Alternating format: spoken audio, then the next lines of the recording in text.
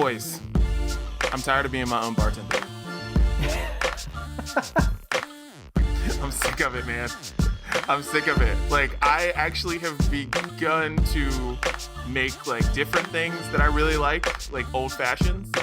And they're not as good. But they're not as good at my house. Yeah. They're You're just not sharpening your skills. You're not They're sharpening your not. skills. You're getting worse. Yeah, it's not as good. I'm a, one mixer, one drink kind of person. I'm not a, let's do all these little tricks. That's what a bartender's for. And I am sick of being my own bartender.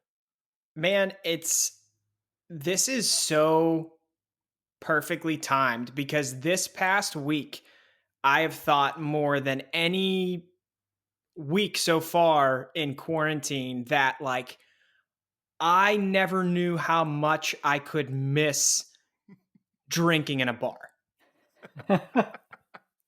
Like, I thought I was past that time in my life, but all you need is 3 solid months of quarantine to realize, no, you're not past it. You actually love it deep down inside. And do you have a little bit more respect for bartenders now? Not that you disrespected them before, but like think even more. Dan's think like, I even had more no highly respect of for them? bartenders before. None. Dan, Like, he would walk into bars and be like, screw that guy, screw that girl. I don't respect any of you. Yeah, it's None like, of you get me a drink, you do nothing. I could do my job better than you. That's he how wouldn't Dan tip walks in. anybody, no tips, nothing. I guess that's where I was going. Are you more inclined to tip more? And not necessarily because those people have been out of a job, which is enough reason to tip more, but are you more appreciative of things like that? I ask you this because, for me, it's, the alcohol list is beers 1, 2, and 3, and then, liquor when I'm in Los Angeles or ready to just go full throttle, which we're probably not that far away from, to be honest with you. But from, the mixed drink angle, are you just more of like, oh, thank you so much for what you have done here and presented here for me? Like, are you looking at, is bar rescue making you like sad now instead of like laughing at people? I want to get those thoughts. I'm excited to see what everybody's reactions are when it's just open to be in bars and you don't have to worry about things, and what true emotions come out, like Dan just said. Yeah, I'm with you. Guys, welcome to the Brunch Breakdown. But Didi over here in California, we got Dan and Chris in Pittsburgh. I'll say you're in Pittsburgh. This week is a Welcome good back, week. Chris. Welcome back. Yeah. I had some people tell me that I should stop bullying you, so that's what I'm gonna do. I'm becoming a better person. There's nothing worse that you could bully me with than saying I'm from West Virginia. So. Check his zip code. Oh man, and we're here. We're the very first socially distant brunch podcast before socially distancing was cool. And today on the menu, we got we got some good stuff to get to. We'll talk a lot about sports. We're going to talk about life after Corona because Dan has been out and about. Dan's actually going to work. Remember those offices? Yeah. Dan goes to one. We're going to find out what that's like. We're going to talk NBA, NHL having a plan to come back, but even those are kind of complicated right now. And then we're going to laugh at Major League Baseball and talk about the McGwire Sosa 30 for 30. But let's get things started off, guys, by getting stuff off our chests. Mm-hmm. And Chris, let's get started. Let's get started with you. Get it off your chest, man. All right. So this might be weird, but let's give it a I try. love it already. Let's go. This might be weird. Is that the first Brunch Chris Breakdown. themed t-shirt in the Dan.merch store No for the Brunch doubt. Breakdown? No doubt. 1,000%. Top This seller. might be weird. I don't know where we should Chris. put that. If that should go should they go at the bottom of a t-shirt? Like in the bottom back? This might That be could totally weird. work. Totally. Yeah. So it may be because we, like I just said, have been through 3 solid months of quarantining now. But I need fewer actor and celebrity videos telling me how to feel and cope with these difficult times. Okay. Uncertain. I'm sorry. Uncertain. And they always have to tell me that apparently I don't know how to deal with it. So I'm getting a little sick of it. And the more obviously there are a lot of actors, actresses, and celebrities that listen to this podcast. So let me heart to heart with you right now. The more of these that come out, the more we're all going to make fun of them.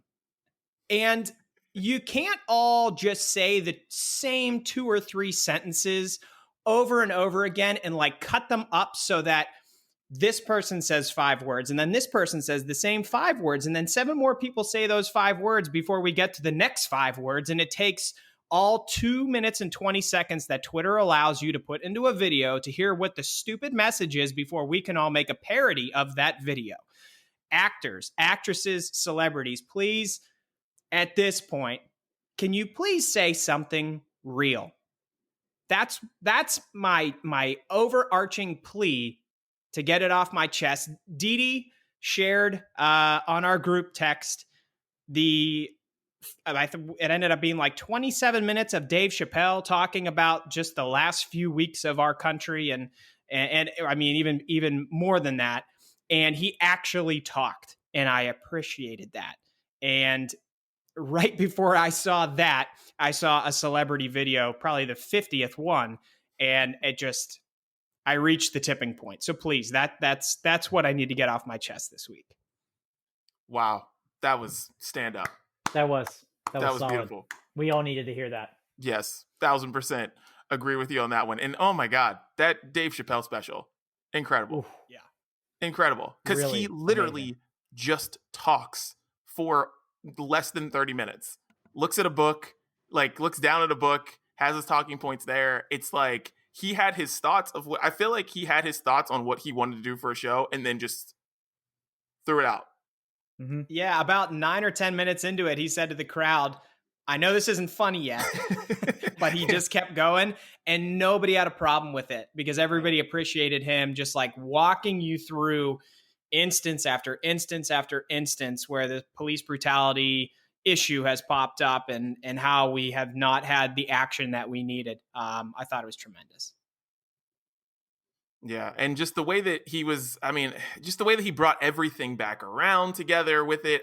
It was just, and it dropped out of nowhere that night, like at 1:30 in the morning. Like it was just super cool that he just did that. And I didn't even know he did a show. Like I love that was like kind of silent. It was basically just in certain papers in that area in Ohio. It was like nowhere else. When you tried to look it up, you're like, well, he did a show. How did we not know this happened? Yeah. And it just, it was just Dave Chappelle just wanted to, just give us some knowledge. And it was very well timed.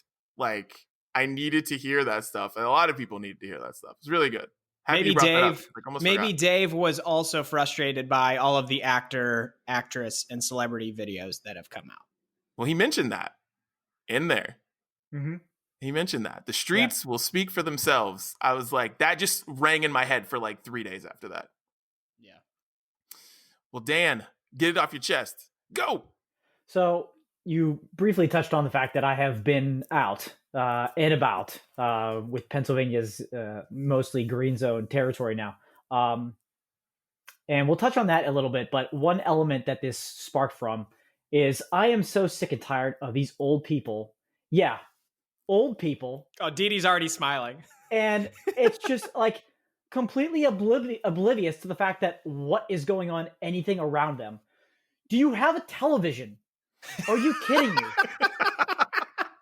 These places make it so crystal clear that you almost have to walk around the signage so it doesn't hit you in the face about what you need to have when you're walking around, where you can and cannot sit, how you can and cannot order at a bar. And it's just like, if you've ever walked into a place, you'd think it's a completely different place because of all the new protocols and yellow tape on the floor and everything like that. This old ass dude just walking up to a brewery, mind you, a brewery, first of all, with no mask on. Only person in the entire place that isn't drinking that's standing up without a mask on.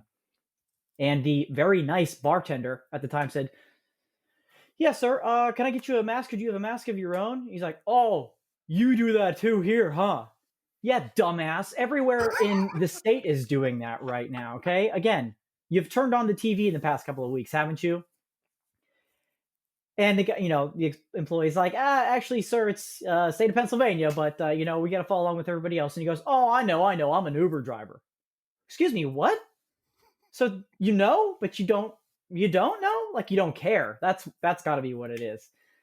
So he hands him a mask and he goes up to order and he's looking at the board there of the beer that they brew. And he goes, you have any anything non-beer here? Any liquor?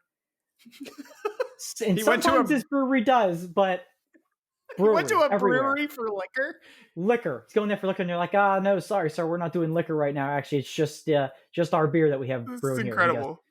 Any wine, anything like that? And they're like, yeah, actually, I think we could get you some wine. He's like, all right, I'll take a red wine and 2 waters. Are you freaking... I wanted to turn around and slap this guy in the face myself. Just this whole charade. Old people. This one's coming at you. Mad respect to most of that generation, but some of you... Come on. It's about... That's bringing me back to an old segment that Dee you used to have on a radio show back in the day with a hashtag. Slap yourself. Right there. Dude, that guy in particular. I want to know if this guy was like on the job with Uber and he just wanted to stop in between pickups to like down a bottle of red wine. It's a hell of a character. Wouldn't surprise me. Yeah, it was just like, where have you been, dude? And did you walk through the door? That's all you would have had to do is walk through the door. So these old people in their like, no mask environment here. It's still 2020, y'all. Wake up. Old people are the worst throughout this situation. They just really are. Like, forgetting their masks everywhere. Like, they didn't figure... I feel like old people didn't figure out that this was serious until May. Right. And then they took it serious for a month. And then now they just are, back at breweries just looking at people like they're crazy. Exactly.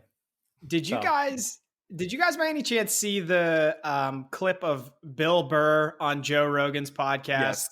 And they were talking about COVID, and Joe Rogan asked Bill Burr, what does he think people, or is he still wearing a mask? And Bill Burr just shut it down. He's like, he basically said, me with no medical background and you with no medical background, we should not be talking about this topic. And he was amazing. Like, I watch the news once every 2 weeks and I'm like, okay, do they still want us to wear a mask? Yeah, we're still supposed to. Okay, I'll keep wearing it. Like, how it can't, that's as simple as it could be. That's all you got to do. That interview is like really, really good. Like, the whole thing is super good because I'll listen to Joe Rogan just depending on who he has on, like who he has on as guests and stuff. And I love Bill Burr, and oh my God, it's so great. Like, that part is just, everything leading up to that is so great. And he just talks about how, like, he's like, why does everything have to turn into like a macho thing? Why does it have to be like, oh yeah, you're not a man if you don't do this? This is so stupid. Right. I feel like that's like with the older generation, some people think it's like a sign of weakness to wear a mask. It's like, no, it's a sign that you don't want to die. Put a mask on. Yeah. And if you're old, why aren't you wearing one? I don't know. You're high risk old ass. Come on. It's absolutely ridiculous. High risk old ass. Put it on a t-shirt. HROA. Let's go. That's what we're just going to start calling them from now on. Oh, we got another HROA over here. Here we go. So I had to get that off my chest. Nice. Oh my goodness. All right, guys. Here's what I got to get off my chest. Last week was another one of those weeks where it was just kind of tough to watch the news, but I did find some stuff I loved, and that was everything that had to do with the Confederate flag, guys. Like, dude, there was nothing funnier than watching people try to defend the Confederate flag and defend the Confederacy, which I learned something, which I don't know if a lot of us knew this, that the Confederacy only lasted 4 years. I did not know that. I thought at least it lasted longer than that. Seemed like it. The lists on social media of things that lasted longer than the Confederacy was one of my favorite things this week. Seriously, absolutely incredible. I loved making fun of the Confederate flag. I loved seeing people that, for whatever reason, they're still friends with me on like Facebook and stuff and on Twitter or whatever, just crying about the Confederate flag, because I grew up in a place where people love to use the Confederate flag and love to have it on their cars and on their jackets and on everything and just constantly doing it and use it to intimidate people as well. So I found it to be hilarious this week. I love that NASCAR, they took the Confederate flag out, which made me I was like, I can't believe this is actually happening. You could have told me a lot of things were going to happen in this world, and I would have never guessed that NASCAR would ever get rid of the Confederate flag. So I just had so much fun with that this week, because if you are somebody who's still just mad about the Confederate flag going away or still wearing the Confederate flag all the time, that's literally like me wearing a Chingy t-shirt out somewhere in 2020. Hey, in Chingy's defense, his relevance lasted longer than the Confederacy. 1000%. It's like you having it's like you pulling up to just meet you to go see somebody very important. Like you're going to meet your girlfriend's parents or something, and you pull up with spinner rims. Like you pull up just with a ridiculous sound system. That's where all your paycheck goes, to the insane sound system, and you put TVs in your headrests in 2020. Think about it. All of Pimp My Ride. That's like you having a car like Pimp My Ride. Exhibit your hero. That's what the Confederate flag is like. It's just so funny to me that people still care about this and the statues and all of that. So I had so much fun with that this week. And if you still love the Confederate flag so much, you are an idiot and just an absolute fool. My opinion on the Confederacy and the Confederate flag and all that stuff is like the only place it belongs is on Civil War battlefields. That's it. Because like they fought there.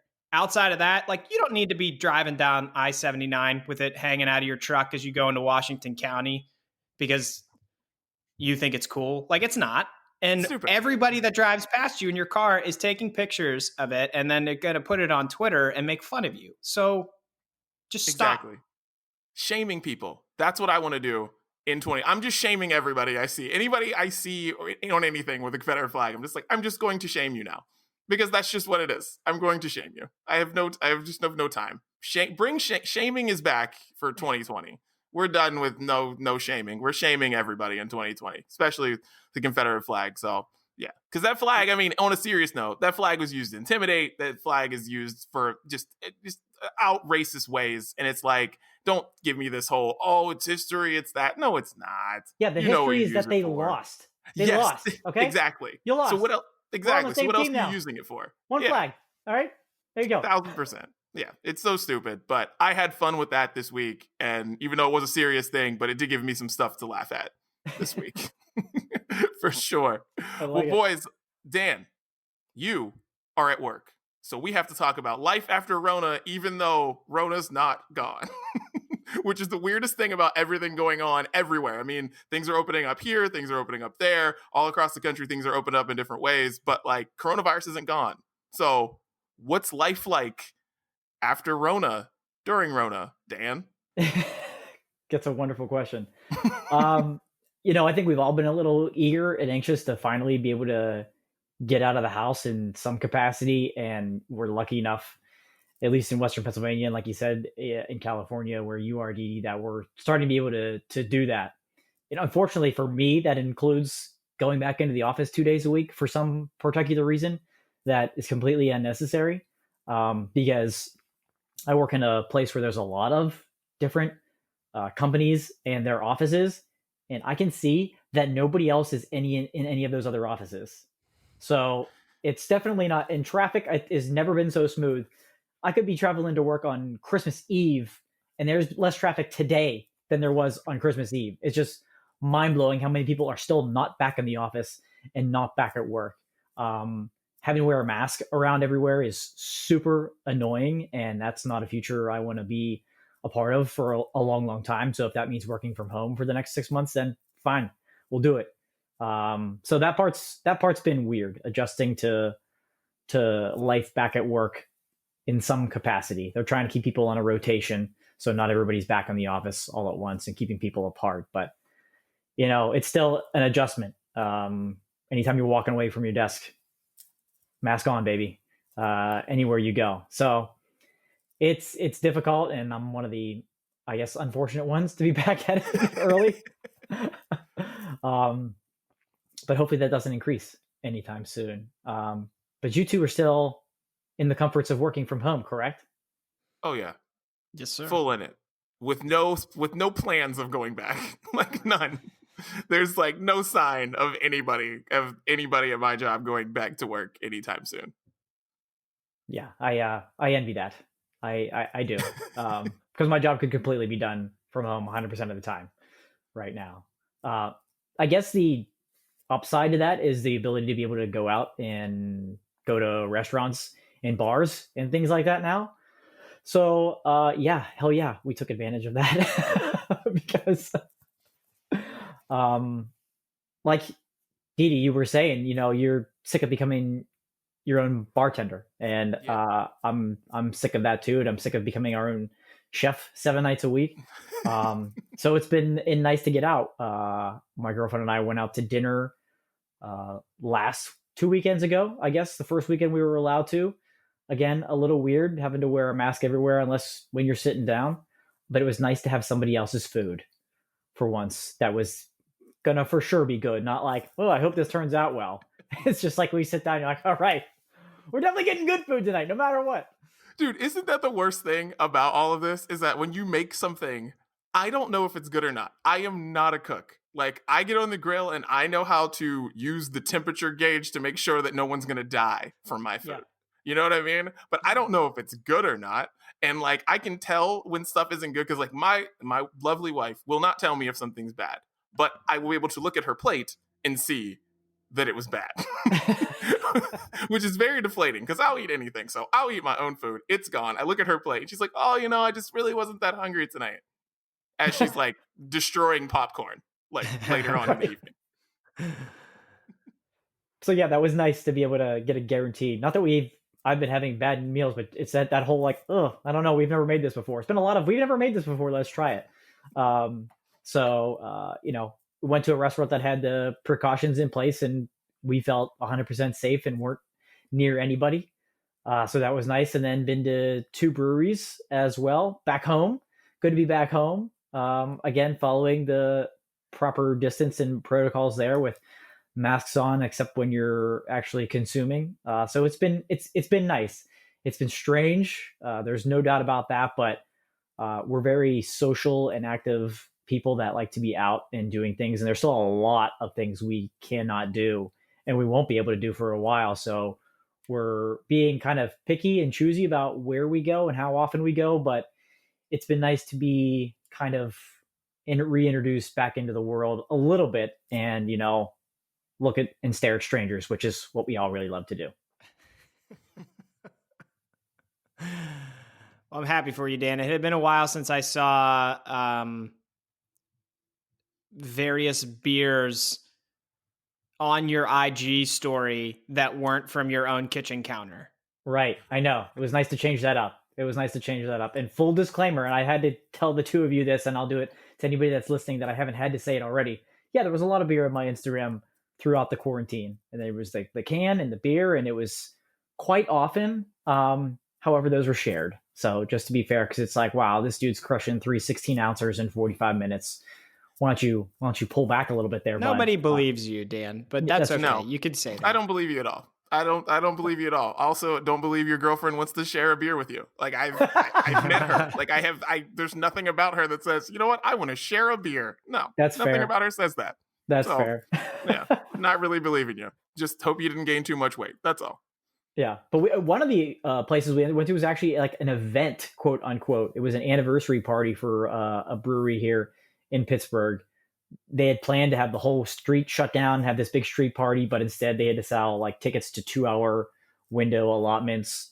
So it was there wasn't a whole lot again that we could do, but giveaways and stuff like that, and not really being able to interact with people again was weird. Besides like your server, but it was still again nice to be out and nice to feel like we were, something we have been doing throughout quarantine and will continue to do is like supporting these local businesses that have been closed and things like that. So I think that's another thing that's always important to us.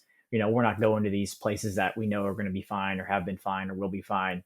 Trying to do the right thing with our stimulus checks and stimulate the economy. So it's been nice though. It's been nice to be out. Have either of you two been out at all socially in any capacity?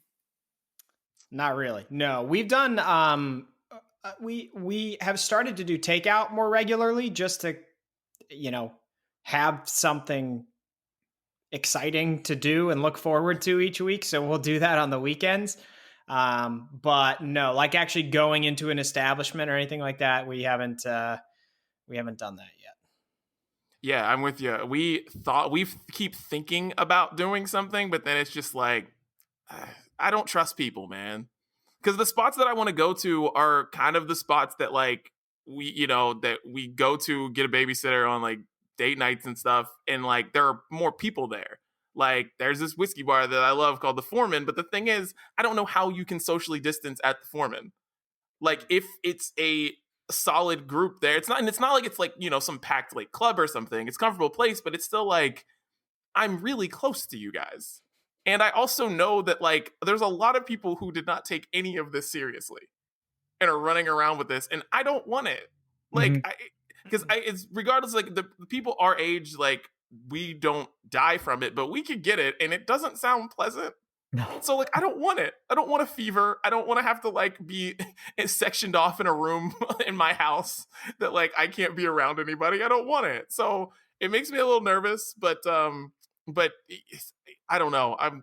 I think we're all going to be shut back inside here soon, because have you seen some of these numbers? And certain like it just keeps going up and up and up, and it just all starts back from whenever like Memorial Day, and they let everybody out on Memorial Day in all these different states. And now Myrtle Beach, they like a bunch of people I saw like are canceling their trips to Myrtle Beach because they're closing like every bar right now. And like, and right now things are open here, but I'm like, I don't know, man. Makes me feel like 4th of July we'll all be back inside. I think it depends on where you are in the country. Like, yeah. Luckily in Pennsylvania, we're one of the states that's seen like one of the most significant declines, and it's pretty darn good here. But like, man, like the South just doesn't care at all. Not at all. It's unbelievable. Right before we started recording, I tweeted that like all SEC and Big 12 coaches need to take out their phone, record a video of them saying, wear masks and social distance if you want to have a football season. And I bet that would make everybody in SEC country like stay home. But like, I don't get why it's such a regional thing. Like some regions care, some regions don't. I guess because it started in the Northeast, maybe other parts of the country didn't really think it would make its way to where they are. But like Florida hasn't cared at all this entire time. They closed for like a week, and then they were like, let's open the beaches back up. And now it's a disaster there. I don't know. It's frustrating because it's not that hard to wear a mask. It's not. Yeah. Dude, no. Arizona, the governor of Arizona talked so much shit. And they shut down, and he did it like reluctantly. And then they opened up before everybody else. It was like, I think it was around Cinco de Mayo. So this was before everybody else opened up in like the middle of May. And he's just like, all the sports can play here. We'll have the NBA finals here. We can have the Stanley Cup playoffs here. We can have literally everything here. Oh, that's right. They wanted to do baseball there, they were like, right? We can do everything here because it's not here. It's fake. It's a hoax. And now Arizona just had to now their hospitals are packed. They just had to go into like emergency mode. Like, they're talking about like using I think it's the Cardinal Stadium as a hospital. Like they're like, it's bad in Arizona. And people from here were going to Arizona because the border is like not far away. It's like 2 hours away to go out to eat and stuff because Arizona was safe. And they were like, Arizona's safe to go. And now Arizona is a freaking mess. And so that, I don't want to say it brings me joy, but it was just, he just talked so much. I mean, it was insane how much he talked. Like he knew exactly what was going on, and now his state's a mess. So It's better to listen. It's better to wear a mask. Just do what you're told. I don't get it. We're not scientists. Just do what you're told. It's because like everything else, it became a political thing.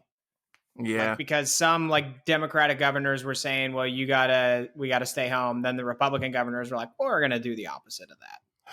It's so stupid. Yeah, they politicize. It's so, it just makes me mad. So we've been fortunate, like you said there, Chris, in Pennsylvania. I don't think if we were in the shape that we were, we definitely wouldn't be going out. Or if we got given the green light, quote unquote, when the numbers were what they were in May, I doubt that we would have gone out anywhere. But, picking and choosing and going to those like smaller places, like you're saying, Didi, like there's places you want to go to. There's places we want to go to that have great outdoor areas. And like you feel comfortable outdoors, but like also how many people are going to be there? Right now, the limit in Pittsburgh is 250. So some places could actually have that many people, but I don't want to be anywhere near 250 people. That's for sure. We've been nowhere near more than 25 in a place at once. And I don't even know if it got that high. So being picky and choosy has, been something that we're taking seriously to make sure that we're not, unless, old ass Kyrus, comes rolling up on your shoulder, not giving a shit. But otherwise, it's been nice to at least not feel like you're completely in lockdown. I guess even just that feeling of driving around through traffic, in the middle of the afternoon on a Saturday is like, why are all these people out? It's almost a nice thing now. So we're easing there. We're getting there. I hope we don't end up back inside, but I think if we do, maybe it's in the fall. So we're trying to, at least most of our activities keep it to outside for the time being. Even if hanging out with a group of like 8 friends or something like that, all of it has been, where can we do this and where can we be outside and keep our distance? So, man, I hope that at least that lasts for a while before we end up being shut back down, whenever that might be, because there's not a lot of good stuff on TV right now. So, dude, here's my question though: is how weird is it to wear a mask every time, except for like when you're sitting at your table? Because like, do you look over at somebody else and say, "Man, that guy's doing a lot of spitting"? That's weird, because you don't have to wear your mask at your table. So like you wear your mask everywhere else but at your table. So if like somebody's away from you, I don't know, might weird me out if some guy's talking a little too loud, might be bringing a little too much of his air over my way. But yeah, was that weird for you, or was it just cool? I'm just honestly wondering, because I haven't been in that situation. I think at first, the first thing we did that we went anywhere was going out to dinner, and there was one table near us, and it was maybe 10 feet away, because we were in like this smaller room. So it's like you kind of look over at the people, and you're like, all right, they're not coughing or anything. We're far enough away. There's nobody else in here. We're fine. But then like going to the breweries and things like that, you're a little further away from people. There's everybody's saying promoting 6 feet. It's way more than that, thankfully. But yeah, you kind of look out of the corner of your eye before you sit down, hunker down anywhere, being like, all right, what are we looking around here? You stop, you judge everyone within sight, and then you have your meal. Exactly. But then I think it kind of goes away, and you don't really realize it until you see somebody walking with a mask on, because at that point, everybody's just sitting around normally, right? And so it looks normal, even though it very much isn't. So I think it's in the front of your mind when you start off, but then it kind of gets into your back of mind once you get a little bit more comfortable. But I guess it's important not to be too comfortable with anything like that there either, because you don't know where these other people have been. So it's definitely a give and take. Decide where to go, when to go, who to go with. They're limiting groups to 4 people in most places, so there's a lot of stipulations right now to get in anywhere. Well, I'm happy you're getting out, Dan. I am happy you're getting out. Me too. I'm happy for everybody who's getting out, man. It's like, it's a different situation than I'm in. I've got the wife and the baby and all that stuff. And so it's like me going out is different than some other people who have been trapped inside. So I'm happy people are getting out, because, it's kind of crazy to be cooped inside. So I'm happy people are out. Well, speaking of things that are making us happy and things getting back on TV, the NBA and NHL have plans to be back, which is exciting. Yeah. But the NBA's, I know, is a little complicated, because now it seems that Orlando's numbers are high. Then there was a report saying that like some of the staff that's going to work in the bubble doesn't have to be in the bubble all the time. I don't know. There's weird things going around, and then plus everything happening on the streets with social justice and all of that. And a lot of players are feel like it's gonna distract from the message. But I mean, if all that happens if all that, doesn't happen, the NBA is going to be back on July 31st. So that is super exciting. The NHL is going to be back in August. I mean, how excited are you guys about getting the 2019-20 season started back up again, like 6 months later? I watched ESPN's sports returning special, whatever it was called. They had a special? On Monday night. Yeah, they interviewed like 6 different commissioners. Okay. And I was asking myself, how, after a global pandemic and an economic collapse, how did we get spit out on the other end where the NHL is the league that looks most competent? And I say that as a lifelong hockey fan who boos Gary Bettman at any opportunity. The NHL has its shit together. They know what they're going to do. They know when they want to do it. There's it seems like almost complete buy-in from the players to do it. That everybody's good with the qualifying round and then the buys and how the playoff bracket's going to come together. Like, I never thought I'd see the day when the NHL was, and the NHL announced what they want to do. And then the NBA was kind of like, hey, that looks pretty good. I think maybe that's something that we could do too. And they copied them. Yeah. The NBA copied hockey. Dude, that's what everybody's doing though.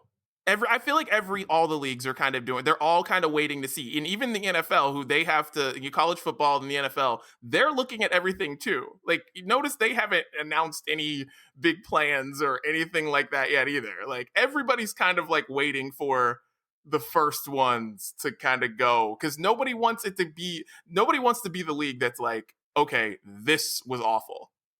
And you're going to just be looked at in 2020 as that was the year, this was awful. So, yeah, I don't know.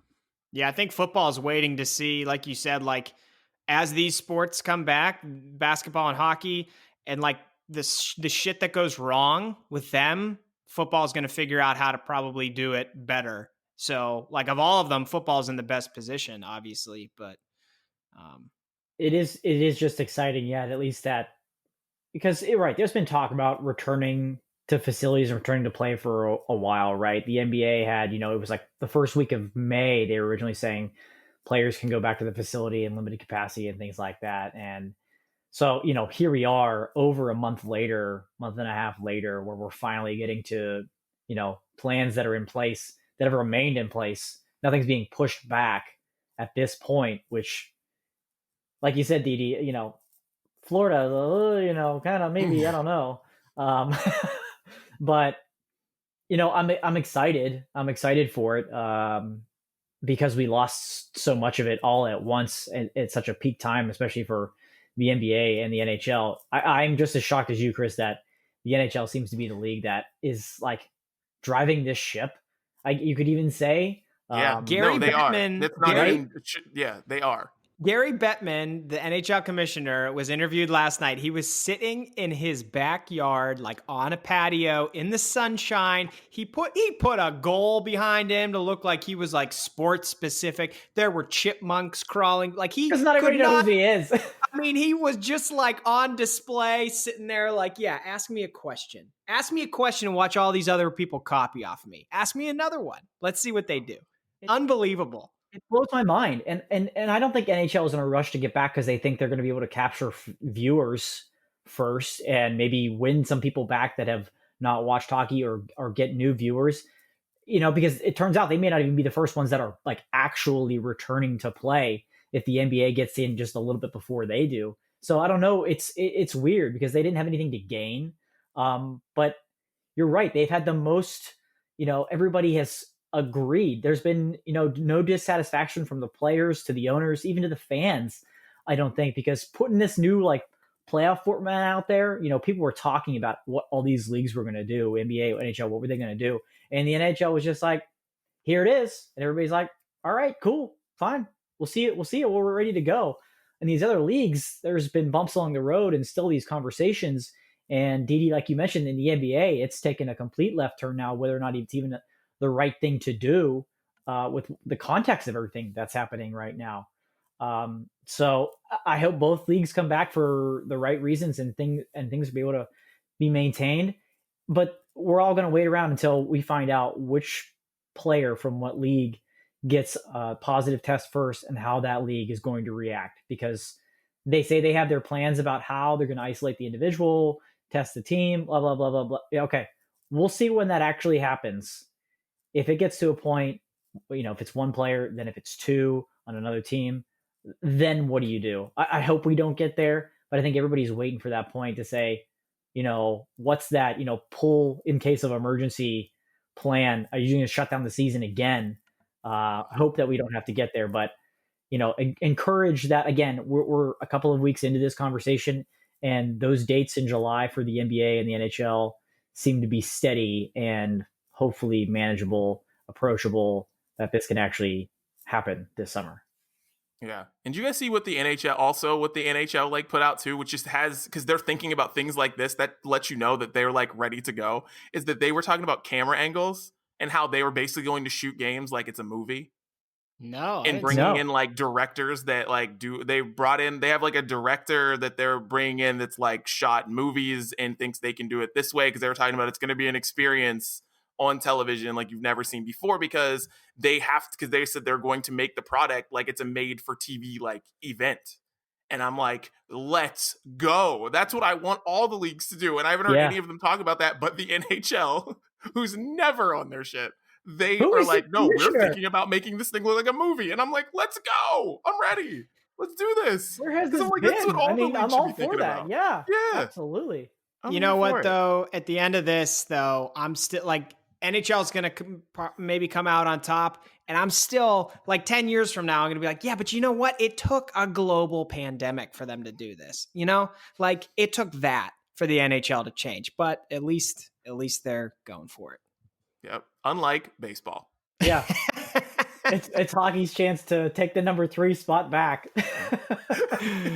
My goodness gracious, baseball. This baseball situation is so ridiculous. They're in a dispute with the owners and the players, and just they're in a war of statements on social media, which I find to be hilarious. And now the players are just all like, all right, tell us when and where, because I guess they can force a 50-game season. I don't know, but it's funny watching baseball just completely blow a 3-1 lead, because they had this. We could all be talking about baseball right now. Yeah. We would not be talking about any of the leagues starting. We would all be talking about baseball for the first time in I don't even know when. And we would be talking about baseball, and we're not, because they're awful. It's unbelievable.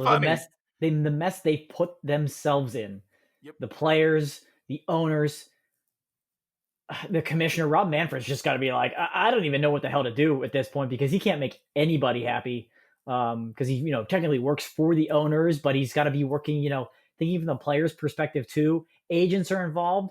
It's like, you're right, Needy. This should be baseball's opportunity. There's only that, window in the summer where everybody, when the Stanley Cup trophy gets handed out and the NBA finals are over and that trophy gets handed out, that's baseball season then, right? Until football preseason starts, basically.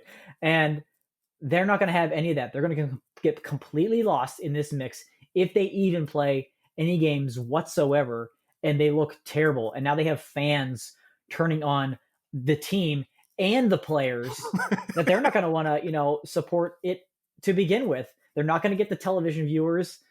It's unbelievable, the mess that they've created and put themselves in. It's laughable, and it is kind of funny. I will admit, it is kind of funny to be a fan of a team that's not a competitive baseball team. I couldn't care less. So this kind of funny. There you go. Dude, the commissioner said like last Thursday that he was optimistic, and then like 3 days later was like, I can't see us playing baseball. What's happening? How is that possible? I don't get it, man. But like going back to the NHL and how they've succeeded, the NHL, I can't remember. Did we talk about like potentially moving the NHL season permanently in one of our previous episodes? Did that come up at all? I can't remember. Then I was just thinking about it, because that's been brought up that like the NHL could potentially make this move of the season permanent and just start the season with the Winter Classic on January 1st and have it end like right before the NFL season and college football start, and like have that go up against baseball, who, I mean, they're going to lose so many fans. That would be another positive step. And as a hockey fan in the summer that's subjected to only baseball under normal circumstances, I would appreciate it. But yeah, I mean, baseball is doing everything it can possibly do to screw up. It doesn't seem like anybody really cares. The owners don't have any motivation to do anything because, like, all right, here we go. I'm about to get into it. Are you guys ready for this? I think we already did. Is this get off your chest round 2 for Chris? This seems like an extended cut.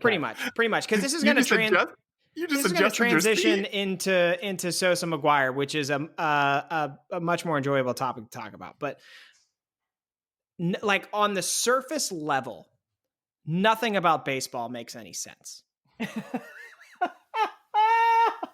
Like on the surface level, nothing about, like, if you were just, if you came here from another country and had never seen a baseball game before, and we showed you what baseball was, and you found out like there's no, like, the playing surfaces are different in every stadium. Like there's not a regulated size of a field. You can make plays out of bounds in baseball, and you can't do that in any other sport. Some players like just don't play sometimes. They like don't play, or like you could be a regular player and like go like 4 innings without moving ever. You know what I mean? Like this shit doesn't make any sense. It's such a stupid sport. It really is. The two leagues don't even have the same rules. Like right. The DH, that it makes no sense. There's no salary cap, so like there's no competitive balance at all. And like some positions require virtually no athletic ability. Like look at the first basemen that have been really good. Those guys could also win a hot dog eating contest. It's a little bit ridiculous. Like nothing about baseball has ever made any sense. So what they're going through right now is just perfectly aligning with baseball's brand. You can get taken out of a game, but you can't go back in. What do you mean you can't go back in? Are you serious? This is a game. This is a game where there's no tie. You play until somebody wins. I don't care if it's May 1st or August 1st. You play through the night. Oh, if you already played in that game, you cannot go back in. You will get someone out of the stands, sir. That is how you will win this game. It's crazy. You're right. Like coaches can just stop the game whenever they want. And the coaches wear uniforms. Like, isn't that weird? Yeah. Yes. That's strange. Weird. It's the weirdest thing, man. It's just a dumb sport. It's just dumb. Mound meetings are honestly the worst thing ever. They're literally the worst thing ever created. I'm like, what could you possibly be saying? Again, and again, and again, and again. The whole relief pitcher thing is annoying. I could go on and on about baseball, but we could talk about more enjoyable things with baseball. Yes. Like baseball, 22 years ago? Now that's the transition. That's exactly what I was looking for, Didi, because I thought there were good things and not so good things about the Sosa McGwire 30 for 30 long gone summer. But the one thing that really rang true for me is it reminded me of a time in my life when I absolutely loved baseball. Wow. That's fair. Yeah. That's beautiful. Yeah. Because that's true. I agree with you there. Like that, probably from let's say 98 to, I guess, around the Bonds time, I can say I genuinely cared about baseball at that time. Yeah. Probably from like 98 to 2004, 2005, like around then. Yeah. And it was nice. That was one of the things I liked about the 30 for 30. It was nice going back to that time when it was like, that was an event. Like those guys interrupting, because they did that a lot on the doc, like interrupting television and showing you, going to, it's like, oh yeah, I don't know what game you were watching, but doesn't matter. McGwire's up. Yeah. Yeah. But that was like such a great time. And it captured the time. I remember that year so vividly. And keeping track of those two, McGwire and Sosa. And it was a time where baseball was exciting when it had nothing to do with the team that you rooted for. So that made it even, more incredible. You saw a clip in the 30 for 30 about McGwire getting a standing ovation in a visitor's ballpark. That was in Pittsburgh.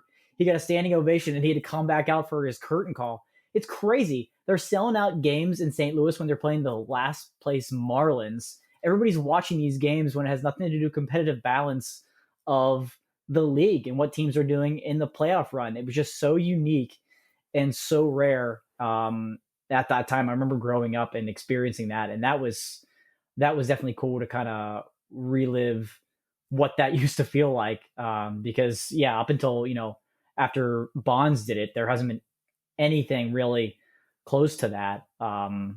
Baseball was just coming out of a time in '94 with the season that didn't take place, and so they were trying to get fans back, and miraculously, these two guys that were going head to head. And that was what was so amazing. Even like trying to remember that was that this was like a friendly thing. These two teams hate each other. They're in the same division, and these two dudes were just like super friendly about the whole thing, and it made it very, it was competitive, but in a way, it wasn't on the surface how almost casual the approach was between the two players. So I thought that was just it fascinated me to relive that and think, I can't think of anything where there's been such a serious record on the line that somebody's going for, or even two people, three people are going for, and there's just a kind of a casually friendly. They had a press conference together. They're joking around with each other. It was so cool. Like I can't think of anything close to that. Maybe golf would come to that at some point, but the way the players are nowadays. But I thought that was kind of cool to see that and remember how competitive it was, but also kind of how casual and friendly that the two of them made it. Yeah, it reminded me of like as a kid, like I just remember like going to the park to play baseball, and like everybody would try and imitate the swings of different players. And even like the celebrations, like McGwire did the punch thing after he would hit a home run, and Sammy Sosa did the kisses off the chest. And like it reminded me of doing that. And I don't follow baseball at all really anymore. So I don't know if like, do kids do that with baseball players nowadays? Like, I don't know. Maybe they do, but like, I remember, the kind of like load up to the pitch that McGwire did. And then Gary Sheffield had just like that ridiculous waggle before he would hit. Griffey had the arm up really high. Like, I don't know. That stuff was iconic back in the day. Maybe there are guys like that now. I don't know. Griffey's swing alone was something that I tried to make myself look like I would do that in my mirror. Like, yeah. I would try to make my swing look like Griffey's because his swing is just so. His swing alone is iconic. Sorry to cut you off, but I was just like, his swing was just like, what the, yeah. He has the most beautiful swing I've ever seen, and seeing it again a couple times in the documentary, I was just like, oh man, that dude could rake, and he was seeing Griffey again was cool. That and like even those little glimpses of Griffey in the documentary made me want them to do a Griffey documentary, because he was the most talented player out of all of those guys in that generation.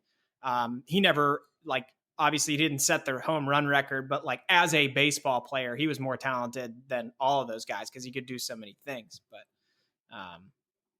it was a reminder of good times watching baseball. And that's the crazy thing, because Dan said it too, like growing up in Pittsburgh, the Pirates sucked. So terrible.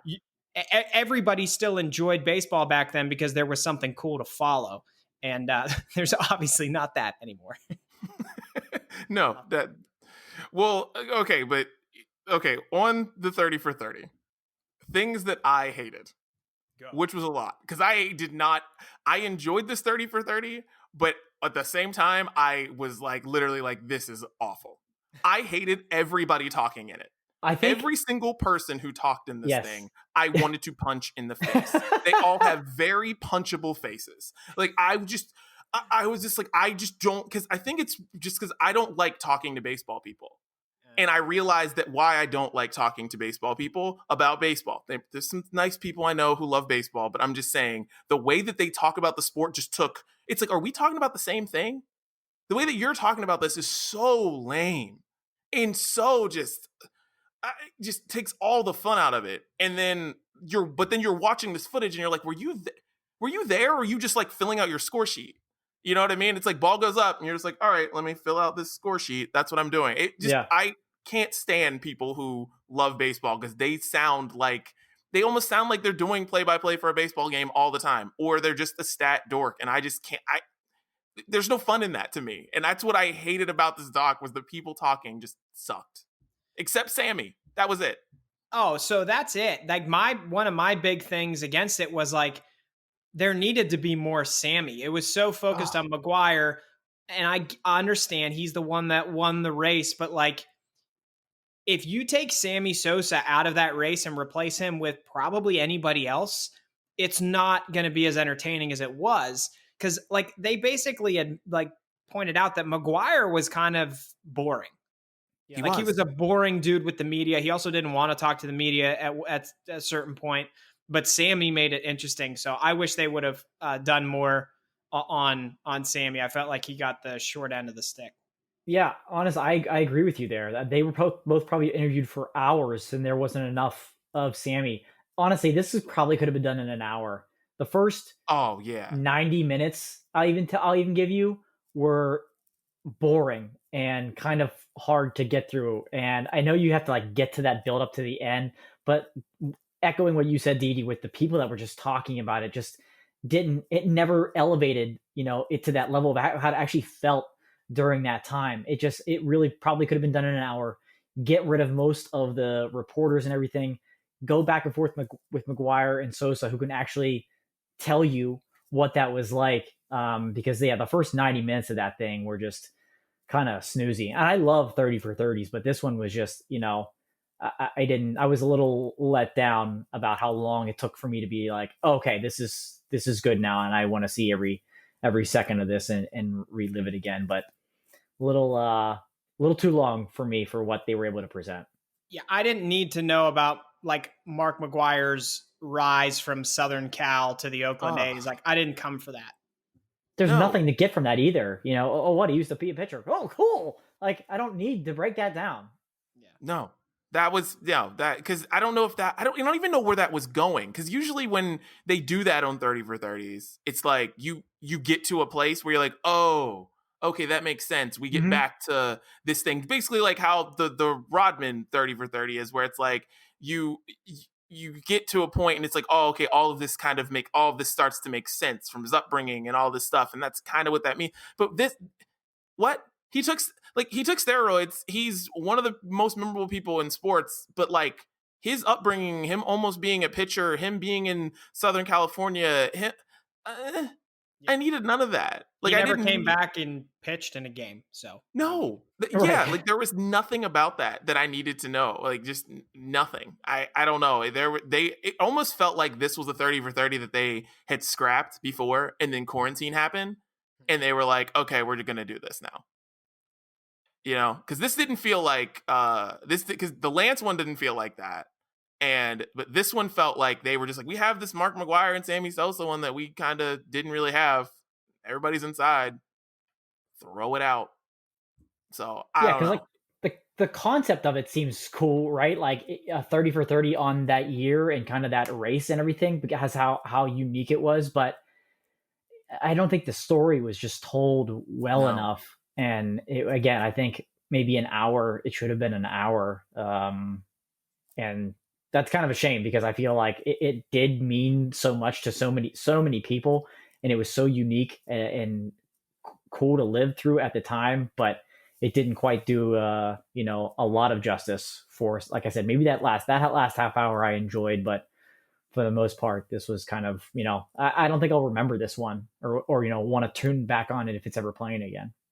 It would have been cool if they would have like actually, and maybe maybe they reached out to some of these guys and they declined, but it would have been cool to like interview Griffey and interview Barry Bonds, and like, rather than hear from, like Didi said, like whoever wrote for the Chicago Tribune back then, like I know we all watched it. So you're going to tell me about how you watched it. I don't need that, but I would love to hear about there was one of those shots where I think, well, I don't know which one it was, but somebody hit their second home run of the game against the Giants, and then the camera went on Barry Bonds. I would love to hear from Barry and tell us about that moment, Yeah.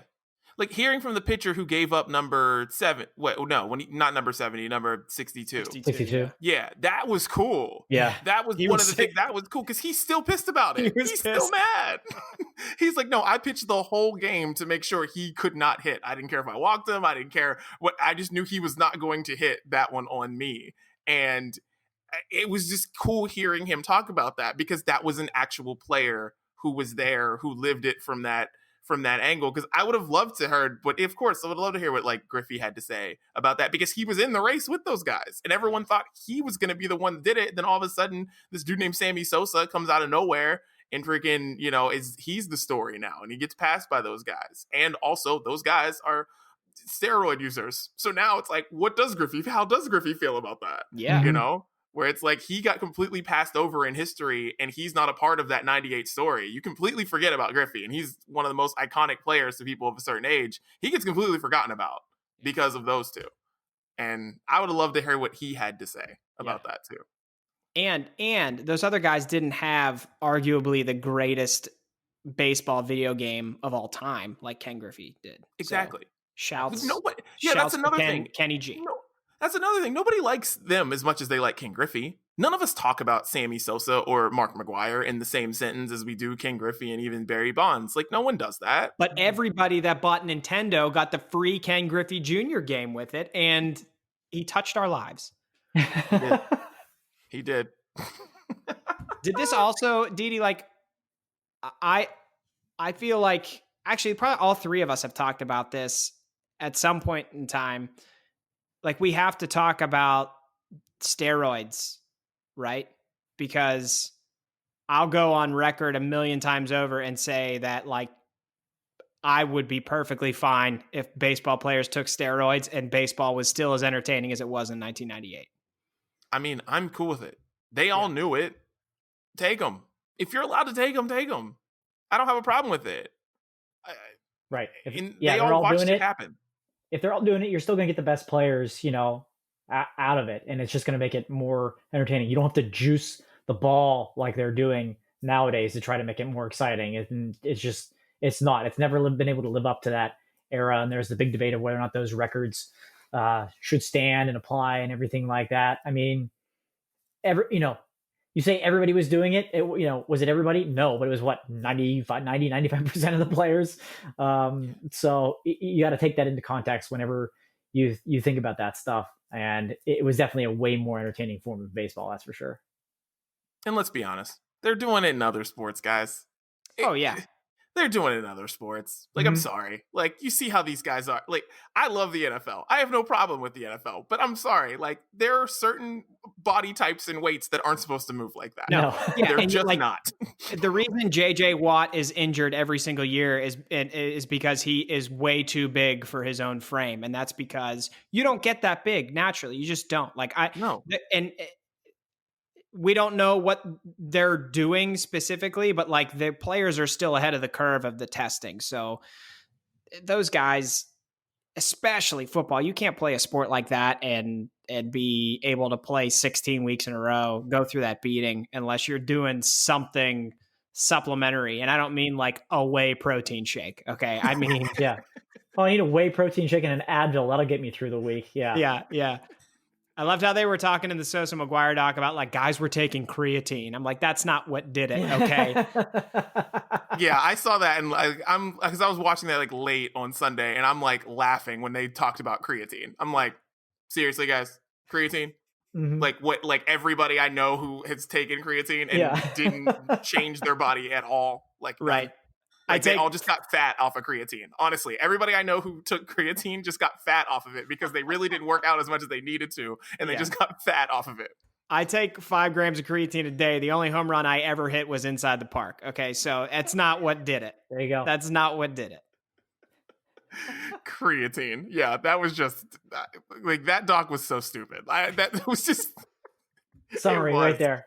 But it's just so funny because it did take me back to that time. Like, I can't tell you the last time I saw Sammy Sosa's like hop down the first baseline. You know what I mean? Like, I loved every second of that. So seeing that old footage was cool, but like, that was an awful 30 for 30. Like, could have been better. Yeah, could have been a lot better. Yeah, so for sure. So baseball took another L this week. Yeah. Oh man. Well, guys, this has been fun. Yeah, man. It's great. So, great to be back at the table. Yo, Dan, tell us where they can find the Brunch Breakdown. All right. Of course, you can search for the Brunch Breakdown podcast anywhere you get your podcast. That includes Apple Podcasts, Google Podcasts, Spotify, Stitcher. Those are your top ones. Again, like we say every week, if you get your podcast somewhere else and you don't see the Brunch Breakdown, let us know. But that list expands each and every week. And don't forget, we're also on YouTube. You can watch this very episode and every episode moving forward on our YouTube channel. Be sure to head over there and subscribe as well. Love it.